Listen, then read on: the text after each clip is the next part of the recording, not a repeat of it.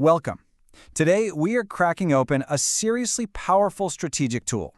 It's been helping top companies make winning decisions for, get this, over 50 years.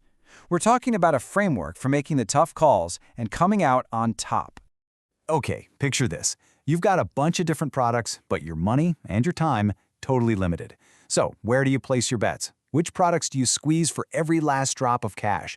And the hard one, which ones do you just let go of? This is what's known as the multi-product dilemma. And honestly, it's the core problem we're going to solve today. It all comes down to putting your precious resources, your cash, your time, your best people, where they'll give you the biggest bang for your buck in the long run. All right, so let's get into the solution. Way back in the 70s, the Boston Consulting Group came up with this incredibly elegant framework. It's basically a way to map out your entire product lineup on one simple chart, bringing some much-needed clarity to some really complex decisions. The real genius here is how simple it is. It boils everything down to just two things. On one side, you've got the market growth rate. Basically, is the whole pie getting bigger? And on the other side, relative market share. So, how big is your slice of the pie compared to your number one competitor? Now, using those two factors, every single one of your products is going to fall into one of four boxes. Let's kick things off with the most exciting one, the stars. Your stars, these are your champions in booming markets. They're growing like crazy, bringing in tons of revenue. But, and this is a big but, they are hungry. They eat up cash like there's no tomorrow because you have to keep investing just to stay ahead. A lot of the time, they're basically cash neutral, meaning they're not really making you a profit yet. So, what do you do with a star? It's simple. You invest and you build. You pour in the resources to defend that top spot, because the whole point of today's star is for it to become tomorrow's biggest moneymaker.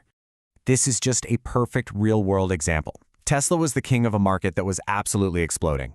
To stay on top, they had to sink billions into building out their gigafactories. That is a classic star strategy. All right, next up, let's talk about the financial engine of your company, the oh-so-dependable cash cows. Cash cows are your established leaders, but they're in markets that have kind of stopped growing.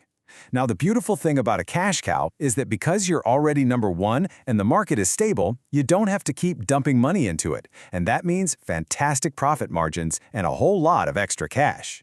So the game here isn't about growth, it's all about efficiency. The strategy is to harvest or milk your cash cows.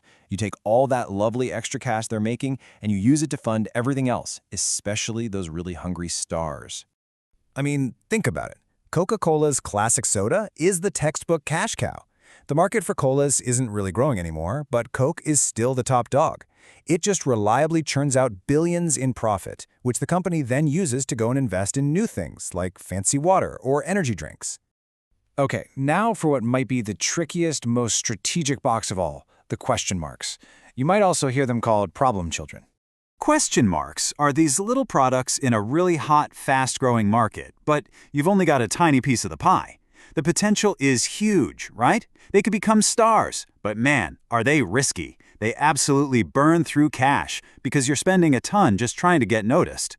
And this is where the really hard choices get made. You've got two options. You either go all in, a massive investment, to try and turn it into a star, or you've got to have the discipline to say, nope, cut your losses and get out. You just can't afford to bet on all of them. AWS is the ultimate question mark success story. In the beginning, it was just this tiny side project at Amazon in a market nobody was even sure existed. But Amazon made a huge bet, they invested billions, and they turned it into the dominant star that pretty much funds the rest of the company now. Wow. And finally, that brings us to the underperformers of the portfolio, the dogs. Dogs have a weak market position, and they're in a market that's either stagnant or shrinking. They make little to no money, and let's be honest, they have no real future. What's worse is that they can become these cash traps, just sucking up your manager's time and energy that would be so much better spent somewhere else. The advice here is almost always the same. Get rid of them. Divest, sell them off, shut them down. The goal is to free up that locked-up cash, and maybe even more importantly, free up your team's mental space to focus on the products that actually have a future. And this is just such a powerful cautionary tale. Kodak's film business was once a monster cash cow, but when the world went digital, film became a dog. They held on for way too long, probably for emotional reasons, and they failed to move those resources, and, well, we all know how that story ended. So let's see how this plays out with a real company. This is a brilliant snapshot of Apple's portfolio from around 2015, seen through the BCG lens. You can see it clear as day. The iPhone and the brand new Apple Watch are the stars. The Mac and iPad are the solid cash cows. Apple TV is a total question mark, and the poor old iPod is sadly a dog. And here's the magic, the flow of the money. The profits from the cash cow, Mac and iPad, weren't just put in the bank. Nope, they became the engine.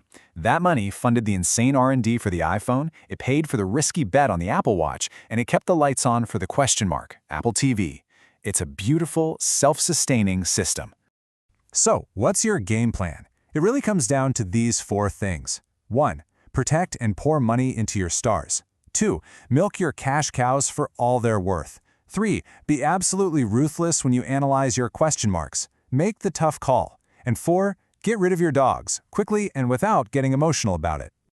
And really, that's the gut punch question the BCG matrix forces you to ask.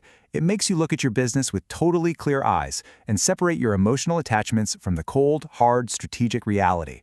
It might seem like a simple tool, but the decisions it pushes you to make can literally define the entire future of your company.